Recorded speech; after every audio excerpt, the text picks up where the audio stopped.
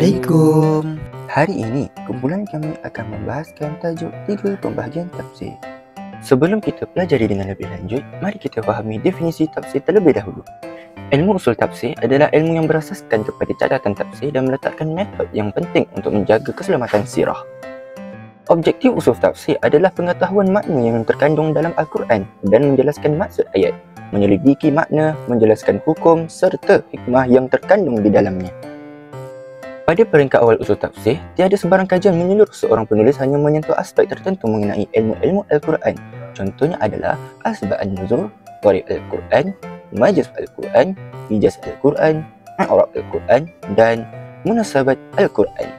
Sejarah ilmu tafsir bermula pada zaman sahabat yang mendapat pendidikan terus daripada Rasulullah. Seterusnya, ilmu tafsir teruskan oleh ulama tabi'in dan tabi'in dalam mentafsirkan ayat-ayat Al-Quran. Setelah itu, zaman tadwin merupakan zaman pembukuan kesemua ilmu tafsir daripada zaman sahabat hingga ke tadwin. Terdapat 3 pembahagian tafsir iaitu tafsir bil al-maktur, tafsir bil al-ra'iyah dan tafsir al-insyari. Pembahagian tafsir yang pertama ialah tafsir bil maksur.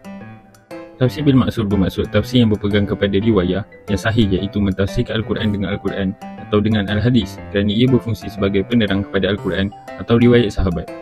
Terdapat beberapa syarat bagi tafsir bil maksur, antaranya mempunyai pengetahuan yang cukup mengenai ilmu sunnah riwayat dan dirayah, berkemampuan mengumpul dan menserasikan riwayat yang bercanggah, mengetahui hakikat perselisihan tafsir dan sebabnya, tidak bersandar kepada riwayat Israiliyat dan sebagainya.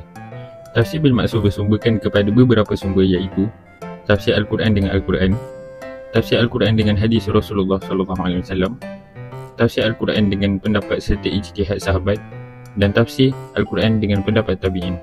Berikut merupakan karya tafsir bil maksur, antaranya Jami' al-Bayan fi Tafsir Al-Quran karya Ibnu Jarir Al-Tabari, Ma'dim al-Tanzil karya Al-Baghawi, Tafsir Al-Quran Al-Azim karya Ibnu Kathir dan sebagainya.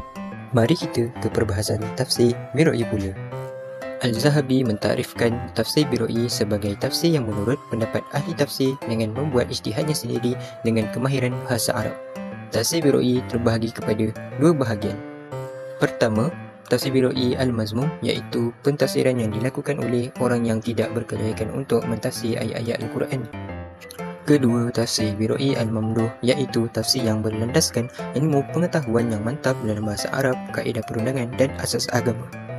Sumber-sumber tafsir Biroi adalah seperti berikut. Pertama, merujuk terus kepada Al-Quran.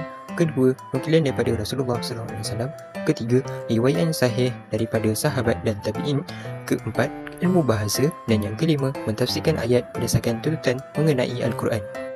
Berkenaan kedudukan tafsir Biroi, terdapat golongan berpendapat tidak wajar mentafsirkan Al-Quran dengan pendapat atau ijtihad.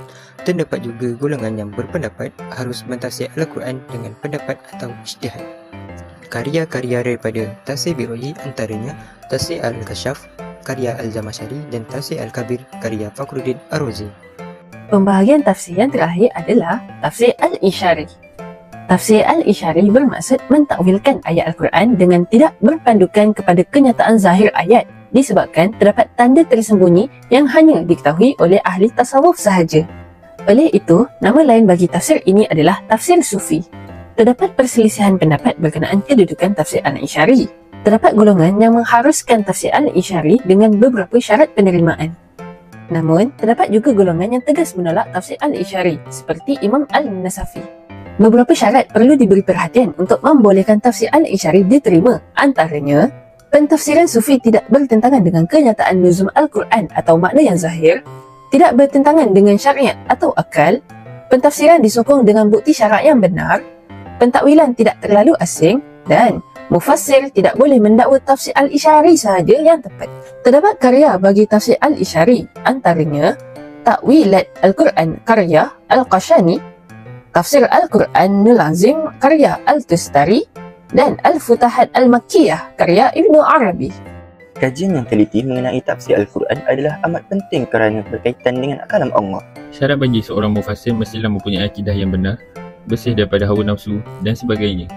Adab seorang musafir adalah mempunyai niat yang baik, berakhlak mulia, tegas, menyebagai kebenaran dan lain-lain. Kesimpulannya, ilmu tafsir Al-Quran merupakan sesuatu yang dijaga dan dipelihara dengan baik agar dapat memberi penerangan terhadap isi kandungan Al-Quran. Terima Terima kasih. kasih. Assalamualaikum.